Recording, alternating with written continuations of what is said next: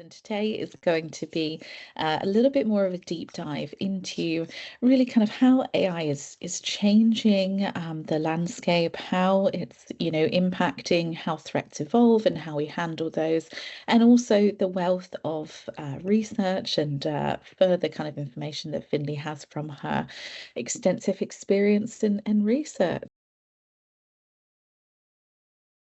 Obviously, looking into your kind of most recent research for the last year or so, what topics have you been focusing on, or maybe what areas have you been really delving into there in this topic? Okay, so over the past year, it's been quite busy. I've been doing a lot of work redefining what we mean by insider threat, because the traditional definition focuses primarily on malicious employees stealing data, and that no longer tells the whole story. AI is changing the game. We must now think about not just human insiders, but also AI-powered insiders, things like synthetic identities, autonomous agents making decisions, or generative AI tools being misused by employees. So much of my work's been about expanding that definition beyond the human threat actor to include these new layers. And then from that, I've been working on, or I was given the opportunity to take part in writing a chapter of a book. It's a cybersecurity education and training book, and that focuses on the insider threat element that encompasses the AI element too. So lots of really interesting topics there. I think something that really stood out to me is obviously the expansion of the landscape of a threat. How do you feel that AI has, I suppose, emboldened and deepened existing threats that were already out there? And maybe, we could touch on potential resolution actions that people can take, or thoughts at least around that. I wish we could resolve it in one go. Yeah, indeed. So from an insider threat perspective, AI can weaponize human insiders or threat actors by giving them the scale and the speed, turning a single employee into, a high impact threat actor, able to exfiltrate data, craft deepfakes, produce highly polished phishing attacks, or just even manipulate systems, faster than traditional tools allowed. And it's not just malicious insiders, even curious employees could exploit overly permissive AI tools if guardrails aren't in place. And AI has certainly lowered that barrier to entry and accessibility. It doesn't kind of just make people more productive, it makes the threats productive too. So we've seen probably some publicised cases where, engineers have uploaded code with the intention to debug, only to realise that highly sensitive information has resulted in a data leakage of their source code. And that has then resulted in a blanket ban of the use of AI tools. In other cases, social engineering, where credible phishing and the use of deepfakes has been seen to dupe employees into transferring large amounts of money, and that then they've fallen into that kind of accidental trust trap. And then thirdly, I'd probably want to just kind of add on there that, and more worrying for me, it's about, we've seen more AI agents being embedded into our workflows, and them themselves being autonomous, actually becoming the insider themselves. So there was a case where an AI agent actually started hallucinating, and it created a new policy that put in this rule that said you could only have a certain amount of logins. But what it then did was it started kicking out other users, and then disrupted the operations, because there was essentially weak guardrails. But then on the flip side, and to answer your question on a resolution, I'm not sure it's a kind of a resolution, but more, I think the advantages of AI on the flip side for defenders, and if I was to take the scenario where, if you're working on a SOC, I think AI certainly leveling that playing field. For example, automating alert triage, spotting anomalous behaviour in real time, providing high fidelity alerts with risk scoring and prioritisation. AI's able to, or the capability of AI is able to kind of stitch together context across multiple systems, and it does this with great speed, and it can kind of automate. So, there's lots of things that the AI can do for the defenders, or in a SOC operations. So it can be used for both good and bad. But yeah, that's just some of the kind of high level things that I see, not as a resolution, but as how we can use AI to defend. Yeah, absolutely. It's that quote, with great power comes great responsibility as well, unfortunately. And I think, where AI is being used is not always just within the SOC context, although it's highly effective there and really expanding, the opportunity that a single threat hunter can take and really do in terms of kind of responding to threats and also hunting. But I think it's also, how people, end users, non-technical users, are using AI in their everyday lives, in their everyday working lives. And, you use the example of somebody uploading their code to, some AI to try and get kind of debugging analysis. We have people uploading huge amounts of sensitive data to different AI tools, whether that's, Copilot, whether that's using GPT, whether that's using other kind of like larger models. And I think this aspect that, you mentioned earlier, of people saying, okay, we're just going to stop people having access to it, is a bit late to impose now, because the train has already left the station on that. People are used to using it, and it can be a highly productive tool for them.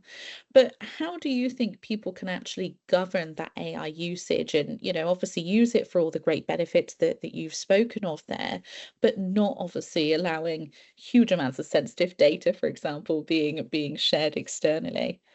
Right. And I think, other research that I've done, and I've been part of the XBeam 1018 Insider Threat Research Report recently, and I just wanted to kind of underpin this with, one of the statistics and findings from the report highlighted that 76% of organisations report unauthorised access of AI tools, and that's what I kind of call now shadow AI. As you say, employees spinning up AI models, or uploading stuff into these platforms. Now, what I'm not saying is unauthorized access to AI tools is all malicious. It's not. People are just simply like pasting data in to say check it, or can you rewrite it, or whatever. But the problem is that when it's done out with that kind of governance framework, you are risking being exposed. So that's why I would certainly always say, governance isn't saying you're not allowed AI, but it's about giving employees or individuals that kind of safe space or the approved tools, so they don't feel the need to, go rogue or go out of what's expected of them. So three things that I've probably seen that work well is discover and monitor usage. So and I've done this myself in practice. So use tools like UABA, DLP, or cloud security platforms to see where AI tools are being accessed, what data is kind of leaving, and by whom. You can't govern what you can't see, essentially.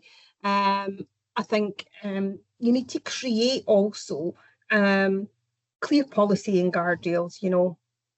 simple scenario-based guidance, what data is safe to use, which AI tools are approved, what are the red lines, but I think it's also fair to say, you can't just roll out a 50-page policy that nobody reads. You really need to bring it to life. And then I've mentioned this and just lightly there, safe alternatives. If you give employees safe, secure, sanctioned AI options, it could be internal chatbots or enterprise AI models, so they don't feel that they need to turn to risky or unsanctioned tools. And then probably just one other thing, thinking about the agentic AI, if you do have, or if you are using agentic AI, you need to consider its purpose, its impact, its identity access, and segmentation, So again, governance, human in the loop, least privilege access, real-time monitoring, all those things are critical. And I do think that kind of layered approach of controls is kind of helpful. And again, to the AI agent that went rogue, that's what you're trying to prevent, happening. So, and it's really important that your AI agents are, explainable, accountable, and firmly under kind of human and policy control, especially if it's around critical processes. Probably a long-winded answer, sorry. No, it's a great answer. And I think, this topic and this issue is definitely not an easy one to kind of resolve or come up with, tactics against. It's all about, as you say, kind of layering up all of those things that you can put in place to try and create the most effective governance possible that's very practical and, not just, as you say, some big policy guide that nobody is ever going to read anyway. Nevertheless, actually implement there. And obviously we've talked about, an example there of an AI agent going rogue, but I think that there probably is more than enough to make AI, a good thing rather than a bad thing. What are your thoughts on obviously the balancing scales of the good versus the bad there in terms of the usage of these kinds of tools and models? Yeah, so you're right, AI isn't all that bad. The facts probably, and there's an argument that it could probably provide more good than bad, but you need to make sure that it's used properly. As we discussed, that kind of same technology helps insiders move faster and quicker across your enterprise and across your organization, but also SOC and security defenders can also use that to move faster, spotting the anomalies, etc. Whilst AI does introduce a certain level of risk, with everything that I've said in terms of the right governance and the guardrail, I do think that the benefits outweigh the bad. It'll give your SOC teams the speed, the context, the decision that they have to make faster with all that kind of enriched kind of data. And it probably just takes a lot of the kind of noise away from analysts, and they can kind of focus on what matters. So yeah, if you were asking me, does the good outweigh the bad? I think it's for a force of good, but it just needs governance.